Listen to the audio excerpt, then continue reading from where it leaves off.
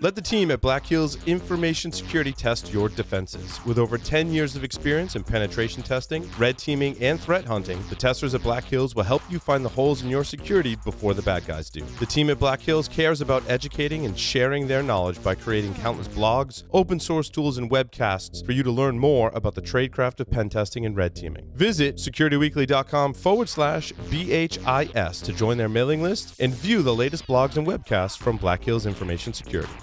The modern attack surface is vast and permeable, extending from the data center to the cloud and device edge. Security teams are stretched thinner and thinner as they try to cover this ground. The result? More high-profile breaches hit the news every day. Don't let your organization be next. ExtraHop delivers security from the inside out, helping enterprise security teams detect threats up to 95% faster and cut staff time to resolve by 2/3 or more. Act with confidence. Learn more at extrahop.com/securityweekly.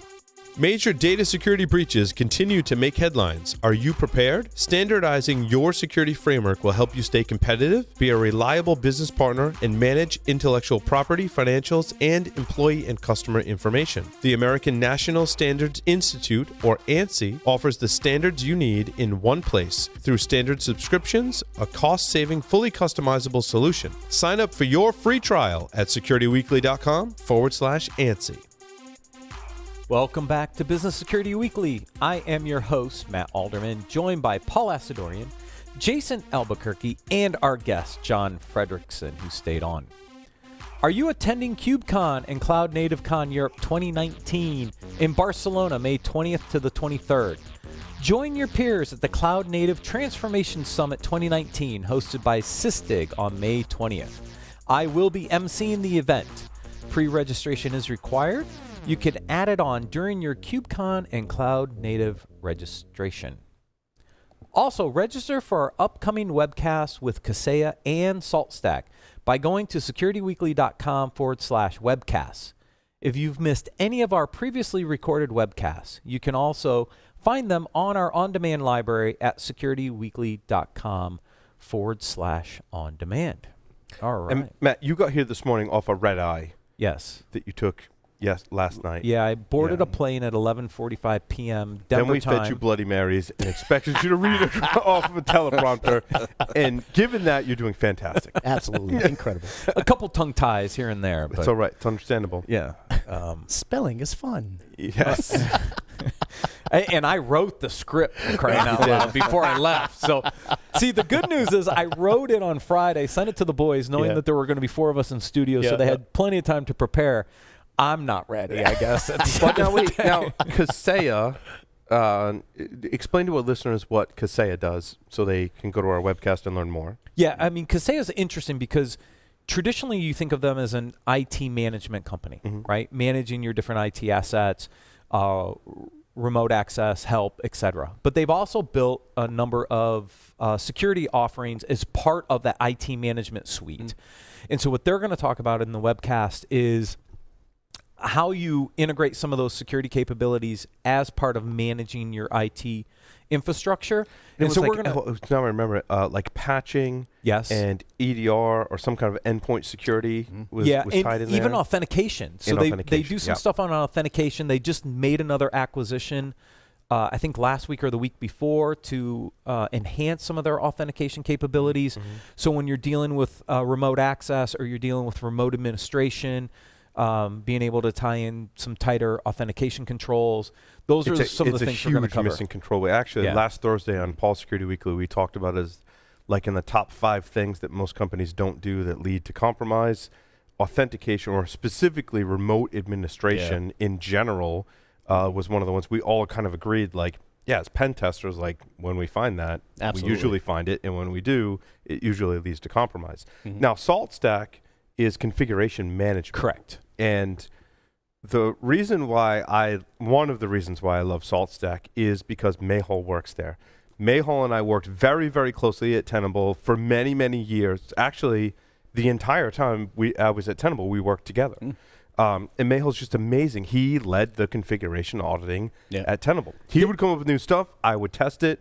we would have exchanges back and forth, and then I would write about it on the blog and talk about it on the podcast. Mayhole now works at SaltStack, and I'm like, oh, well, you guys are awesome. Like, so it's even huge better. seal of approval from me on that. Like, that's all I had to say. What's even better is Mayhew actually listened to me and took what I said and actually implemented it at SaltStack. We talked a lot about, because I built policy compliance when I was at Qualys, and configuration management is an interesting space. And in the way that Tenable does it, is different than the way Qualys implements it, and different than all the competitors. Right, and we were talking about how to improve the configuration management capabilities, eventually build more of a true policy compliance configuration. Mayhew actually listened to what I was saying about how do you evaluate them, and then the ability to potentially remediate against those. And he's implemented a lot of that at SaltStack, which I think is really awesome because he's built some really interesting capabilities in the SaltStack portfolio. Just one reason why Matt and I love SaltStack is because we worked very closely with Mayhole, and he's doing some fantastic things there. Yeah, so it's just somebody who listened and said, look, wow, I'm going to take some of that and actually implement it in a solution. I think we all have like those experts that we've worked with or friends with in the various, like when it's a configuration and auditing, like I would pick up the phone and call Mayhole. That would be my first phone call, right? So there you go. Yeah. Because I remember when we met with him at RSA, he's like, look at what I did. I'm like, that. Oh my God, that's awesome. I'm like, that's what we were talking about for all this time. That's the kind of person Mayhole, right? Yeah, he's awesome. It was awesome. Yeah. All right, leadership article. Yes, so we're going to start with the third article. Part 3. Yes. Part 3. Yep. So couple weeks ago was the initial. You weren't on, then last week you were with us. Yeah. And this is the 3-part segment with Keith Cratch. And this talks more about what he did at DocuSign. Yep. And what I thought was interesting, the title of this article, we covered. It aligns to the article that we had last so week we about talked moonshot thinking, right? Right, we talked about moonshot thinking. This article comes out basically the same day that we did that review on Business Security Weekly. It was a week ago today. Yeah, and I'm sitting there going, oh my gosh, this is that's awesome. what I did too. As soon as I read it, Yeah. I was like, wow, this totally aligns with that moonshot thought process that we were talking about exactly. last week, which is awesome. What I thought was really interesting around this article a little bit for me was this concept of the network effect.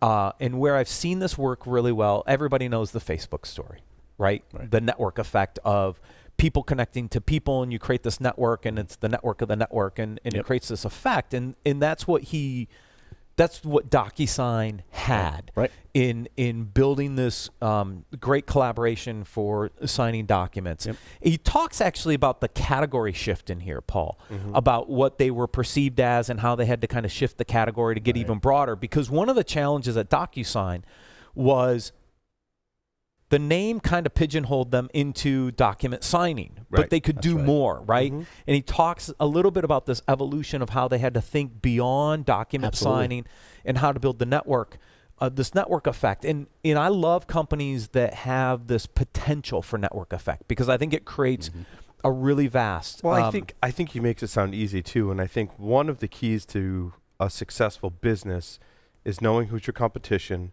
and who you partner with. That's exactly what I was just going to say, right? He literally took the strategy of make your competitors your partners, right? Exactly. Let's go in. But so in category building and in business in general, right, it's very difficult sometimes to know, like, you do need competition, like sheer straight competition and how to treat that competition. But you want followers, not guys that can like completely wipe you out of the market. On the other end of the spectrum, you do need partners. Like maybe they're not competitors, they're partners. Now, in the middle, maybe some friendly competition, which is good for your category creation as well, right? And I think knowing in your particular category who those players are is really one of the keys to success. Absolutely, 100%.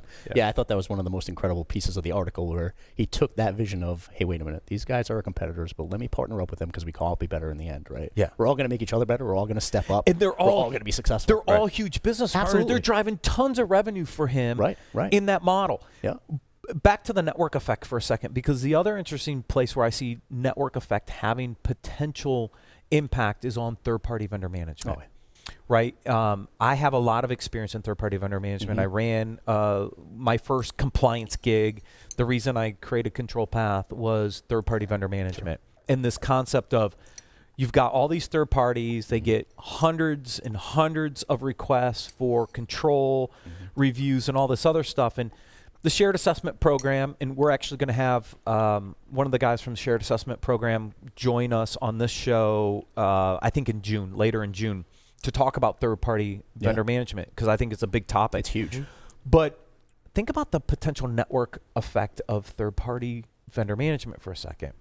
If you could assess a vendor once and then be able to share that data with all your other companies, the service provider only has to do it once, but then the benefit is to everybody. That's right. And that creates this really interesting network effect of the third parties and the fourth parties, again, in this very interesting way, which is what he built at DocuSign. Absolutely. So anybody out there thinking about third-party risk, we talked about this on Application Security Weekly earlier today about supply chain and supply chain risk. These are all potential types of endeavors that could create this network effect that DocuSign had. And anybody in that space, this is just a great article to read. It's absolutely wonderful. And you brought up a very good point, because it's something that's been burning inside of me for a while, right? How do you streamline this vendor risk management? There's a cream for that, Jason. Yeah, well, you were using it, right? On your feet. My you're using feet, it on your feet. It's a long story. You told me about that. I did. But no, honestly. At least the shoes are on right now. I know, That's, again, a long story. You set yourself up for I did.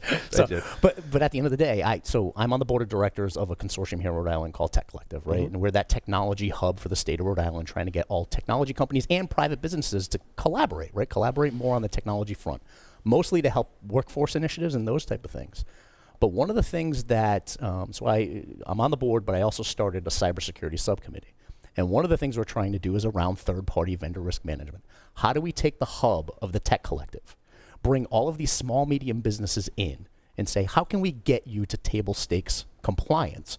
So we're building the ecosystem within Rhode Island that a larger company like Carousel or Blue Cross Blue Shield can say, ooh, they went through these courses, they went through all this compliance training, they are legit on par, and it's that one-stop shop of saying, I can do business with a larger company, right? I almost think of it as like the Boy Scout model, right? Where you earn certain badges, and you can identify the kind of leaders in various businesses to say, well, they've earned a badge from Carousel, a badge from Blue Cross, right? And so therefore, they're more trustworthy than someone that hasn't earned some of those badges. And again, they're still going to go through some level of vendor risk management process with us, but to know they got to a certain point, it may lessen the burden on those small and medium businesses, right? You do need to be careful, like the universal questionnaire, right? You can't assess vendors for risk. You need to assess the services they're providing to your organization. True. For risk. Correct. Right.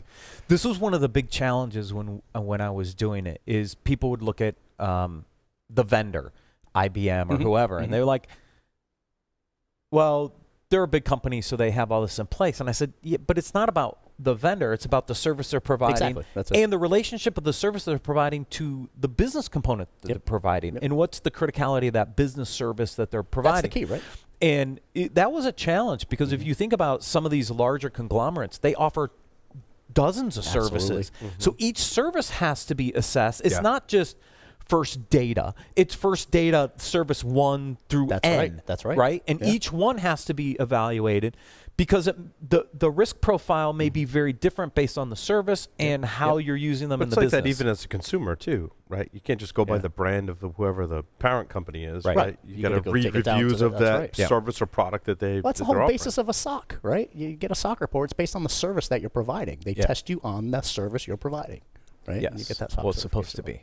Supposed to. That's why I said the basis. It's great when a vendor gives you a SOC report that's not even covering the service you're trying to buy. To the service. That's my favorite. We're SOC certified. Great. We're SOC certified. We have a locked door in your data center. We're all set. Great. What about all these other controls that I care about because of the data you're processing for me, right? Right. But that's why SOC's broken up into those 5 different categories. You have the common controls, and then depending on your service, is it about privacy? Is it about, right? So. Yeah.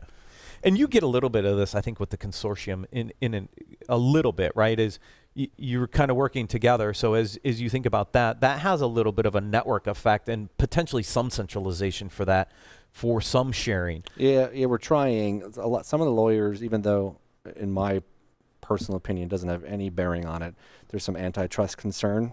We're not doing it we're not sharing pricing information, but there is some legal concern of us sharing that sort of information right now. Yeah. Interesting. But at least at Blue Cross, we've got it to a point where the questionnaire first goes to the business and like my team and privacy and a few other teams first. And they answer questions about the services being provided, and then it dynamically builds a questionnaire for the vendor. It could be as little as 12 questions, as much as 150. Yeah. Right? But like, we sent one to you. It was only 12 questions because everybody's like, oh, Carousel, they run the network. Great. None of it is on your premises. The only question you got from my team was, do you do background checks on employees? That's it. Because other than that, you don't. Because we're a professional services organization, right? Yeah. But, a lot of these are just, you're going to get 150 questions no matter what. Yeah, exactly. And then you got some fatigue on the vendor side. Yeah. And I see the same thing in open source software, which we talked about on ASW and we've talked about before is, who's going to be that kind of source that vets some of the stuff out and then shares that with others to create more of this trusted kind of supply chain. It fits into the same kind of category. And I think it's a beautiful thing. I mean, the relationship that John and I have, right? He knows the services we provide to his organization. Yeah. We run into many instances where, the compliance team or whatever doesn't even understand what we're doing for their organization. And then it gets escalated to the point where now the CISO has to get on the phone with the privacy officer and say, you guys don't even understand what we're doing for you. That 1,100 questionnaire you just sent us, I only need 10 of them because we're a pro-serve company. We're coming in doing a project, right? Right, definitely. Second article was how to deal with information overload. And this is something, Paul, you and I get to deal with a lot, right? There's a lot of news sources. We have to go through a lot of different sources and filters for us to figure out which articles and news are we going to cover on any given day. This article goes into how do you streamline your sources, right? How do you adjust your filters? How do you then really boil down what you can as a human consume? Absolutely. Which I think is a challenge in our space. Just running 7 shows a week. Going through Feedly, which is one of our ways to, we tie in all of our sources. We have different filters set up for the different shows. And then I have to go through the different show filters to say, what are we going to cover this week and not this week? That's right. And we're constantly adding some new trusted sources into that to bring better articles. But this is a really good discussion on how to use graphic, though. It says the fewer people you chill with, the less bullshit you have to deal with. Right. And that was Rafiki. It was great. Right. But that just really embodies like when we validate even a source that we may trust, if, kind of our detectors go off. That's right.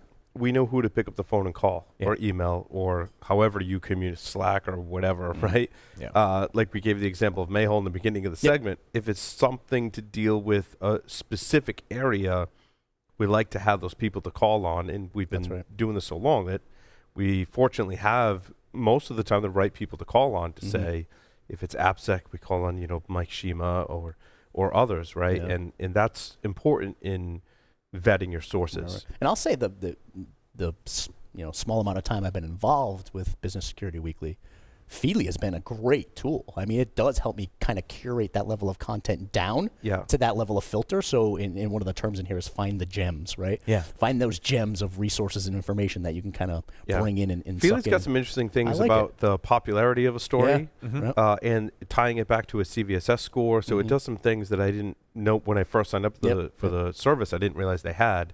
And I'll use those as kind of indicators. And then if I have a question, you got to reach out to those people in those areas or directly with the company that's like, hey, is this real or not? Right. And it's not perfect. I mean, no. We've had some feedback on a couple of the articles that we've covered, and I've made some adjustments in some of that. Sometimes you rush to cover something because it's timely. Like we covered a bunch of the stuff about Julian Assange. I know we got some listener feedback, and I was like, you got to keep listening. Like subsequent shows, we provided more information as it became available. And I apologize if at first we're like, the story just broke like 30 minutes before we went live.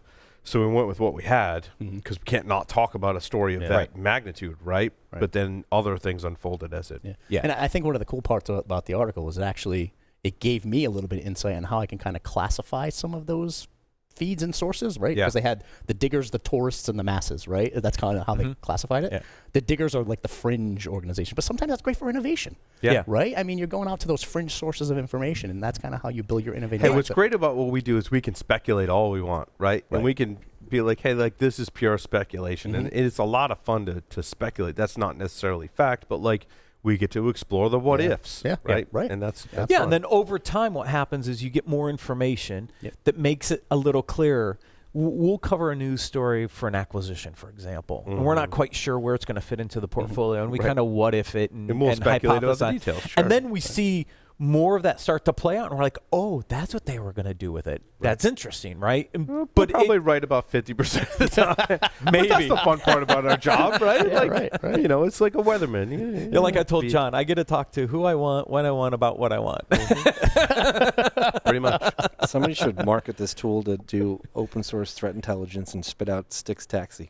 Right? Nice, right? This might be a And threat. then we could should be. put it onto an information sharing platform There and it create is. an ISAC.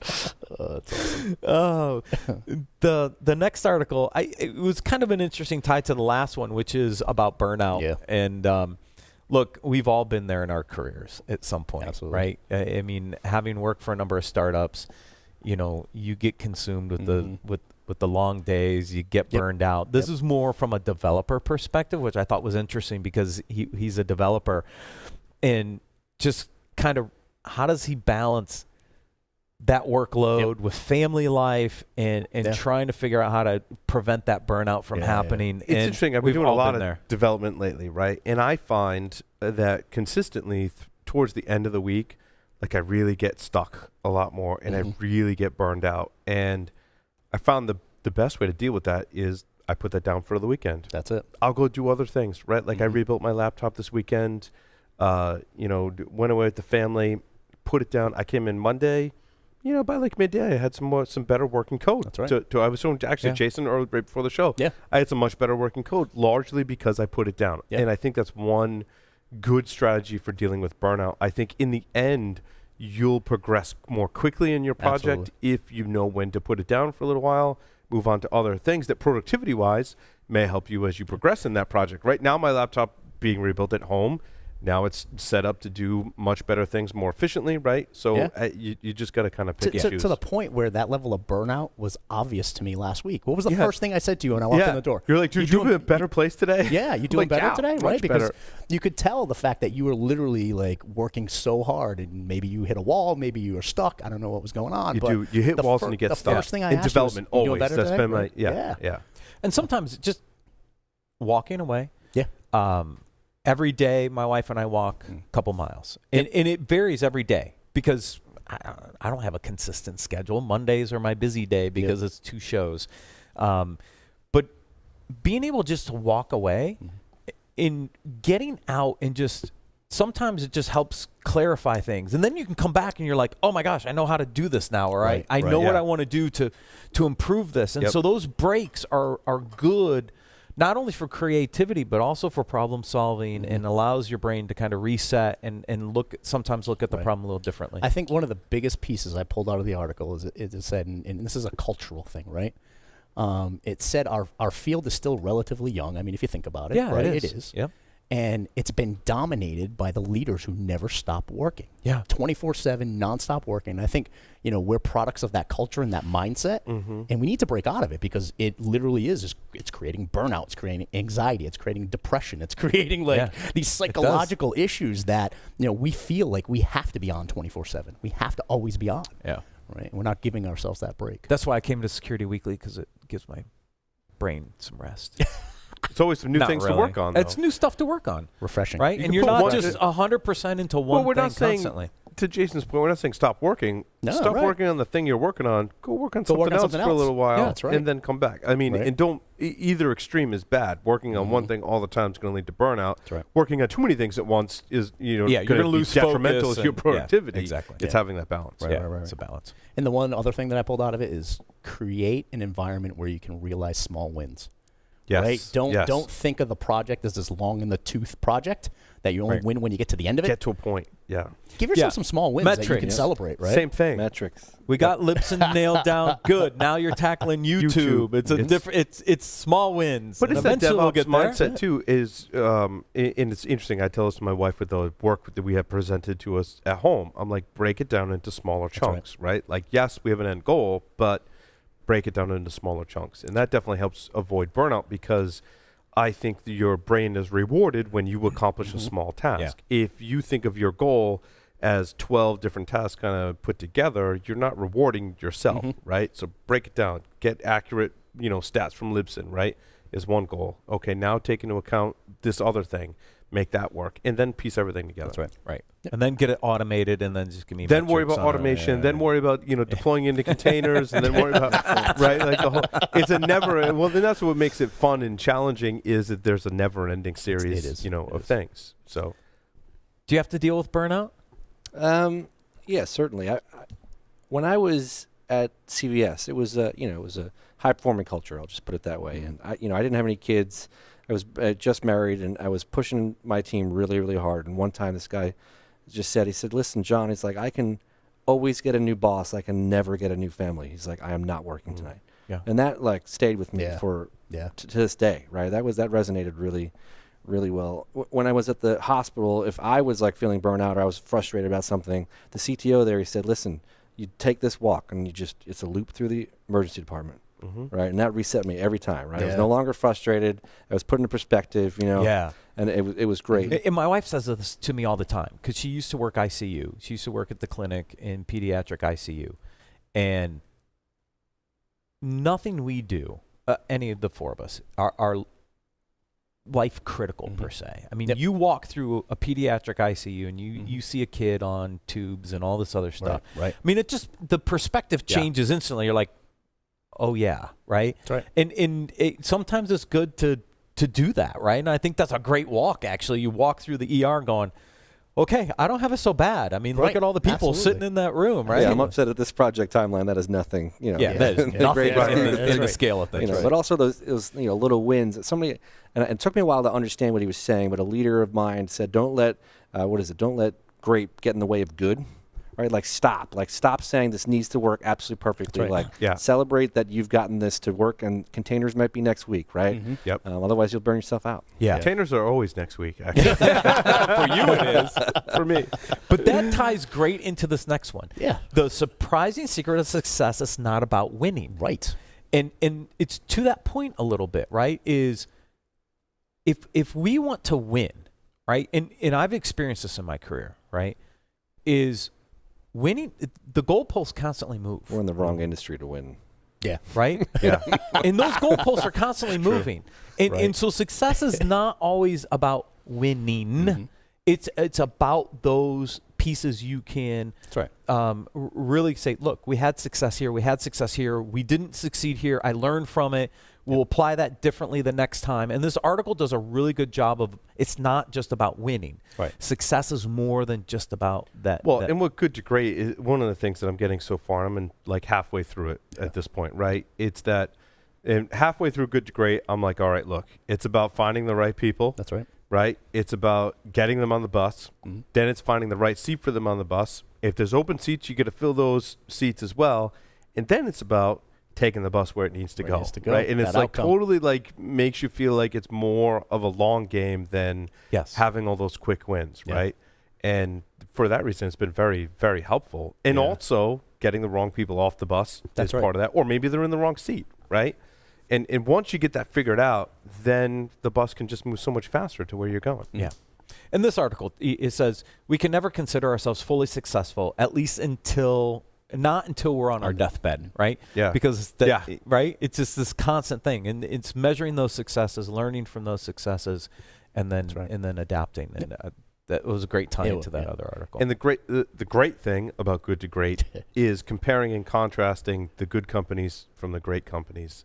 I want that message to be lost, right? Like did 5 years of research of an entire team of people, comparing, contrasting companies that were in a similar spot, and at some point the great company took off like the hockey stick in the however they measured it, right? And the good company kind of just stayed or just faded off, right? And what were the things, the conditions that were in that great company that led to the success? One of the things I learned is having the right people on the bus in the right seat. Yep. I used to compare Apple versus Microsoft back when I was at RSA, and you think about the different path that Jobs took over Microsoft, and and you saw where that propelled them learning through some of those mistakes and then coming back and really changing that into quite the circle of life. It has, But you look at it today, and one of the reasons I'm all Linux today and Android in my devices, right, is I don't see Apple being that great company. I see it going a very different direction. Yeah. I see Microsoft embracing open source and cloud technologies. Creating the partnerships we talked about in the first article. And doing so many things. With competitors at that. that. Run Linux and Azure all you want. Exactly. I see Microsoft on that great path, and I see Apple on just that good path or even falling off, to be quite honest. So we covered the Linux kernel coming into Windows. That's a huge move for Microsoft, right? And I mean, they're really reinventing themselves and really accelerating through. They've learned through that. They were kind of that stable company where Apple was doing this, and now Apple's leveling off, and Microsoft's doing this. It's just really interesting to see those cycles. From a technology perspective, though, I'm kind of like, if you're going to run Linux, just run Linux, right? It does, I agree, have strategic wins for Microsoft in that realm. Right. But me being more of a purist, I'm like, if you're going to run Linux, just run Linux. And in fact, I think we've progressed to it. And this might be a segment on a future show. You can absolutely run Linux today, which is interesting. And that wasn't always the case. Yeah. Right? And believe me, I've been on that path and tried and backed off and gone back to Windows or OS 10. But it's more of a reality now. And Microsoft embracing that is a huge win for them. It is. I think for more technical developers, you're going to be Linux, be Linux. Yeah. This was yours. Welcome. Becoming the best. Excellent customer service always wins. So this was an incredible story about Ritz-Carlton in general, right? And kind of the evolution of how that hotel entrepreneur made a success, because they were a high-end hotel. I mean, you want to talk about, you want to go to a high-end hotel. Right. That's you go to where the go. Ritz. And it went through this entire cycle of how, they were very, very stuffy and very almost uptight, arrogant, right? They had that feel about them. And they went into it saying, wait a minute, this is about the customer, right? What do the customers want? And it was that ebb and flow of how back in the day, they wanted that stuffy, high-end feeling, right? And then all of a sudden, it changed to the point of, wait a minute, I need it to be catered to my desires. I need it to be catered to what I want, right? So when I will go to the hotel, here's what I expect in my room on the individual basis. And they took that, and they really ran with it to make this what I'll call a white glove experience. What's the number one characteristic of a level 5 leader, though? Yeah, exactly. Being humble. Being humble, right? At that point, right? Yeah. I mean, this was the largest high-end hotel brand in the world, right? And they're catering now to the individual need, right? Which is it's also a lesson from the brain audit, too, that uses hotels as an example, where it's a very, there's a lot of hotels there. Anyone can stand it. Like, what's your one thing that you're good at, right? Yeah. Sean D'Souza uses that model of I forget which hotel chain it is, but they're like, you're going to have the best night's sleep. That was their thing, and they ran with it, right? It sounds like Ritz-Carlton was like, we're going to be the ritziest fancy hotel, right? Yeah. But competition that has been wildly successful, Sean D'Souza's like, look, they were all about, you're going to have the greatest night's sleep. The rooms don't start until the third floor that are furthest away from the sleep. You get to choose what kind of pillows in your room. There's a diffuser in every room. There's a sleep counselor at your disposal. When you call concierge, there's a special person that can consult with you about your sleep. That's our one thing. You're going to have the greatest night's sleep in our hotel. Security companies need to do the same thing, right? You need to pick that thing and just be awesome at it, right? Yeah, be awesome at it, right? And one of the things I thought was really, really great to kind of see the evolution of thought behind it was they came out and they said, every employee that works for Ritz-Carlton, you get $2,000 a year to fix any mistake that may have happened on your watch. This is every employee. Wow. But the thought process was is they did research, right? And they basically said, my customers will spend $200,000 a year with me on average. It's worth that $2,000 investment. Yeah. Right? Yeah. For that $200,000 return. Brand loyalty. 100%. Right. It creates that stickiness, that loyalty, that I want to go to Ritz-Carlton now because they know me. And by the way, when they did screw up, they fixed it tenfold for me. Yeah. Right? So I thought that was an incredible way to reinvest. And people thought he was nuts for doing that. You're absolutely crazy. You're going to give every single one of your employees $2,000 to fix a mistake. At the end of it, they did some research and looked back on it and said, you want to know what ended up happening? Those employees didn't spend $2,000. They ended up sending like a flowergram to make up for it, or sending or something, a bottle of wine, or whatever, or a bottle of scotch, whatever the case may be. They never hit that ceiling, but the return on that was incredible, right? Because now as a customer, you're saying, you messed something up. You fixed it tenfold for me. I'm coming back. Yeah. Right. And you're building that brand loyalty, and they're going to keep spending with you. But to be able to say to your employees, I'm Yeah. giving you this I'm bucket of giving money you- every year that you can spend. You are empowered to make things right. Right, And absolutely. some people would look at that the opposite and say, well, they're more akin to now make mistakes because they've got this budget to fix it. But it turns out the no, opposite it did to the be true. opposite. The opposite. It did the absolute opposite. Yeah. Well, it made people accountable too, because did. now you're spending this $2,000, so obviously there's going to be some eyeballs on it. Yep. Right? To say, what may have happened? But at the end of the day, they never hit the ceiling. They were spending a little bit of money back to the consumer, and the consumer was tenfold happy with it. So. Right. Customer retention. Yeah, it's Yeah. beautiful. I love the article. Customer centric. Mm-hmm. This last article, companies rethink vendor relationships with shift to digital. We've talked a little bit about this already. We really did. Yeah, we've talked about pieces of this, but it's interesting to think about the shift of vendor relationships in this digital transformation, right? And this is World Fuel Services, and how their vendors used to be very on-prem with them and with Oracle and AT&T and Cisco, and then as they've transitioned their business to digital, the shifts they've made to align their vendor relationships with their new delivery model. And anybody who's in software as a service space, this is a great article to read because it talks about how do you align the vendor relationship with the company as the company's going through transformation and the shift in what's happening with the way pricing's happening and other things in the industry. And so this was a really interesting kind of transformation of them moving away from on-prem to cloud and the way they're embracing these new vendor relationships differently than and it was the a old. strategic mindset for a big part of it, right? It was we partner with companies that we aspire to be like. Yes. Right? Give me that moonshot to hit for, right? Because I'm going to partner with the best of the best. Yeah. They're just going to make me better. Yeah, exactly. And that was the cool part about the article is, bring in partners that you want to be like. That way you have that target to hit. Right. That's why I hang out with you, Jason. Oh, thank you. I say the same thing about you, though. Sweet. Okay. Well, we're going to go have a birthday celebration. Yes, we are. So I'd like to thank everyone for joining us this week, and we'll see you next week on Business Security Weekly.